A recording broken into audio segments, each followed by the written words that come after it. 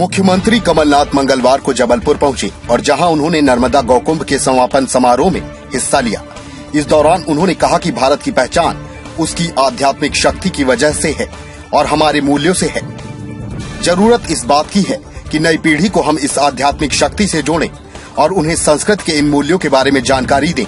इस दौरान उन्होंने देश भर से आए संत महात्माओं का स्वागत किया और आशीर्वाद लिया। मध्य प्रदेश शासन के द्वारा जबलपुर में 24 फरवरी से आयोजित किए गए नर्मदा गौकुंभ का मंगलवार को समापन हो गया। महामंडलेश्वर स्वामी श्याम देवाचार्य जी महाराज के सानिध्य में आयोजित इस छठे नर्मदा कुंभ के मुख्य यजमान प्रदेश के वित्त मंत्री तरुण भनोत थे। इस कुंभ में शामिल होने के लिए देश के अलग अलग प्रांतों से धर्माचार्य आए और उन्होंने संत समागम में हिस्सा लिया। शाम ढलने के बाद समापन समारोह में बोलते हुए प्रदेश के वित्त मंत्री तरुण भनोत ने मुख्यमंत्री कमलनाथ से मांग की कि नर्मदा को प्रदूषण से बचाने के लिए नर्मदा के तटों को तीर्थ क्षेत्र घोषित किया जाए, जिससे नर्मदा के आसपास पवित्र माहौल बन सके। इस दौरान उन्होंने जनता को याद दिलाया कि कमलनाथ सरकार अपने वचन पत्र के अनुसार प्रदेश के सभी तीर्थ क्षेत्रों को विकसित कर रही है। खास तौर पर भगवान श्री राम जिस मार्ग से गुजरे थे वहां राम वन गमन पथ बनाने और चित्रकूट को और बेहतर बनाने का काम किया जा रहा है। नर्मदा गौकुंभ समापन स्थल पर ही उन्होंने स्मार्ट सिटी के द्वारा तैयार किए गए संस्कृति थिएटर का शुभारंभ भी किया। 12.5 करोड़ रुपए की लागत से बने इस थिएटर में 220 दर्शक बैठ सकते हैं। इसके साथ ही उन्होंने जबलपुर कलेक्टर कार्यालय और संभागीय कार्यालय में ई ऑफिस सिस्टम के पायलट प्रोजेक्ट का भी शुभारंभ किया और अधिकारियों को बधाई दी। इस दौरान ऊर्जा मंत्री प्रियव्रत सिंह, सामाजिक न्याय मंत्री लखन घनघोरिया, विधायक संजय यादव, विधायक विनय सक्सेना सहित सभी साधु संत उपस्थित थे। मुख्यमंत्री जी का स्वागत करेंगे। मैं आह्वान करता हूं श्री रविंद्र मिश्रा संभाग आयुक्त जबलपुर आए और मुख्यमंत्री जी का स्वागत करें।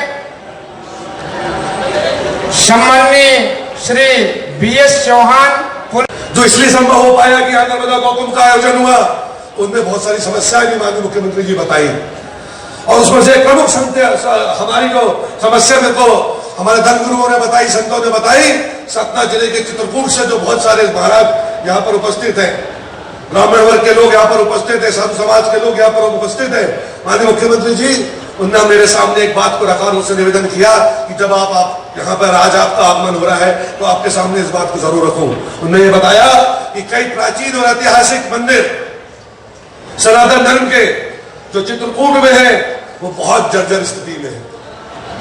कई तो ऐसे ऐतिहासिक मंदिर जहाँ श्री राम भगवान खुद वहां पर पधारे हैं, उनके समय से बने हैं, उनकी स्थिति कमजोर है, वो गिरने वाले हैं और वहां के संत समाज के पास में ये इतनी आर्थिक क्षमता नहीं है कि उसको ठीक करा दे। तो उन्होंने मुझसे कहा कि अगर मध्य प्रदेश के मुख्यमंत्री यहाँ पर आए हैं और इस बात पर विचार करेंगे और कोई ऐसा रास्ता संभव करेंगे कि उन मंदिरों का संगारण हो जाए और वो अच्छे से वापस अपने मूर्त रूप में आ जाए, तो ये बहुत बड़ी आपकी हम सब के लिए और धन प्रेमी जनता के लिए सौगात होगी। इसलिए बात मैं आपके सामने रखना चाहता था। मैं आपको धन्यवाद देना चाहता हूँ माननीय मुख्यमंत्री जी। ये नर्मदा गौकुंभ जो हो रहा है उन सब गौ प्रेमियों की ओर से जो गौ माता की रोज जय जयकार करते हैं और गौ माता की सेवा करते हैं कि आपने अपने वचन पत्र में जो बात कही थी कि सरकार बनने पर हम मध्य प्रदेश के हर कोने में, हर पंचायत में गौशाला बनाएंगे और आपने अपनी घोषणा को पूरा किया और उसका सबसे बड़ा परिणाम तो जबलपुर जिला है, जहां पर 24 गौ माता की सेवा करने के लिए गौशालाएं बनकर तैयार है। मैं आपको धन्यवाद देना चाहता हूं धन प्रेमी जनता की ओर से माननीय मुख्यमंत्री जी।